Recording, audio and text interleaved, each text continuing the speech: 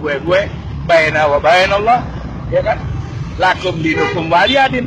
Ini interpretasi yang salah. Mari kita ajak orang yang tersesat, kita ajak, kita selamatkan. Orang yang papa kita pertolongkan.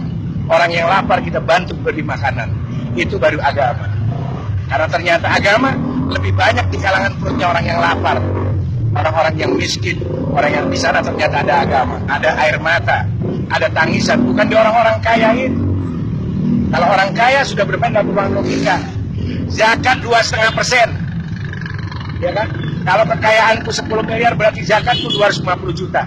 Tapi mana perwujudan? Ada orang yang zakat 250 juta? Ada?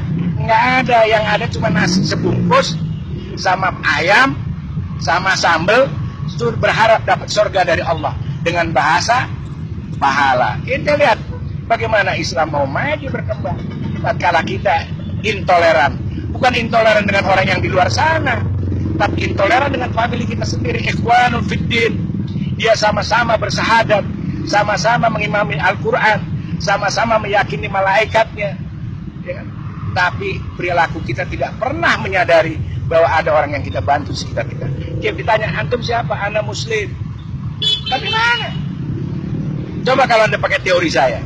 Anda punya kekayaan 10 miliar, dizakatkan 250 juta. Ya kan?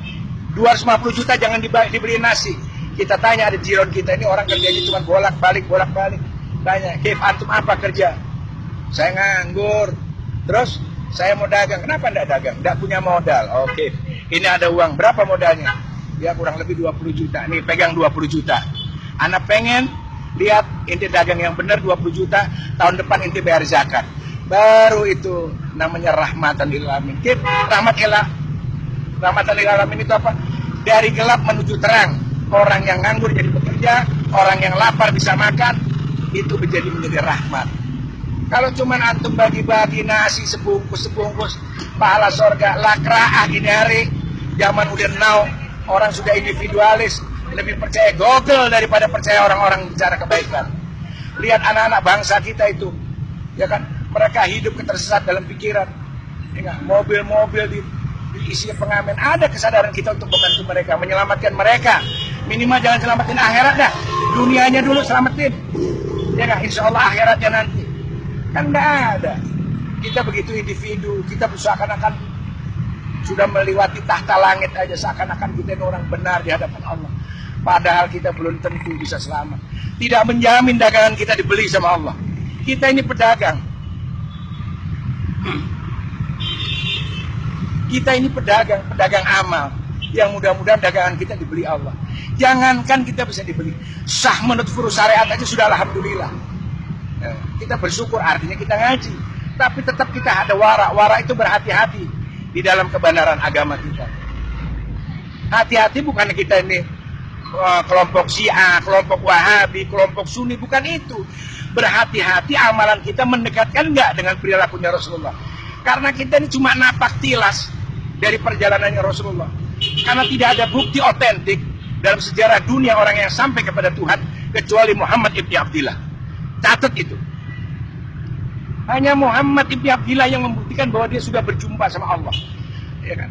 Ada namanya Siddhartha Gautama. Dia tidak sampai pada itu. Ya kan? Ada yang orang-orang hebat tidak akan pernah sampai. Cuma satu-satu buktinya. Dan Muhammad itu adalah Al-Quran itu sendiri. Itu bukti jelas bahwa Nabi Muhammad telah sampai hadapan Allah selama 23 tahun. Dari lisannya yang mulia lahirlah Al-Quran, yang pada awalnya la hurfin wala sautin. Itu Al-Quran. Dari lisan yang mulia, dari hatinya yang jernih. Kenapa? 23 tahun itu bukan waktu yang sedikit. Kalau ente sudah mikirin fulus, mikiran dunia, pengen punya mobil mewah, tapi Rasulullah steril dari pemikiran itu.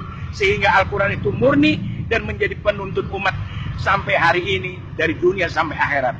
Makanya Al-Quran itu wasifa, wadawa, apa lagi? Wadu'a. Itu karena kejadian hati Rasulullah. Jadi mustahil kalau otaknya hubud dunia, ya kan, masih senang-senang duniawi, nggak ada itu. Jadi kalau Anda ingin menjadi orang yang berbeda, maka berbedalah engkau dalam segala perilaku daripada orang umum. Makanya Imam Ghazali sendiri memberi batasan. Ada kelasnya awam, ada kelasnya khos, ada khos bil khos. Ternyata khos bil khos itu awam itu adalah pola pikir, mindset cara berpikir kita. Maka di dalam ajaran agama lain juga ada. Namanya kasta, ada Brahma, ada Sudra, ada Waisya. Ternyata itu cara berpikir. Seorang Brahmana tidak mungkin berpikir cara Sudra. Orang yang khos tidak akan berpikir cara orang awam. Jadi cara berpikir bukan status sosial. Nah, boleh jadi ente jadi orang tajir, dunia di tangan ente. Tapi kelas ente tetap orang awam.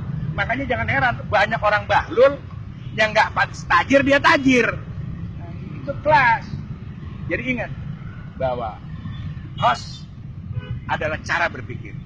Jadi orang yang cara berpikirnya intelektual, berbudaya, berkultur, bermartabat, dia akan menempatkan segala sesuatunya pada nilai-nilai terhormat. Tapi kalau antum memang orang rendahan, walaupun anda di pinggir jalan, ditaruh di istana sekalipun tetap anda rendah dalam berbudaya dan berkultur. Tapi kalau anda memang orang yang punya kelas, walaupun anda di pinggir jalan, tetap anda seperti mutiara di dalam lumpur, indah adanya. Assalamualaikum.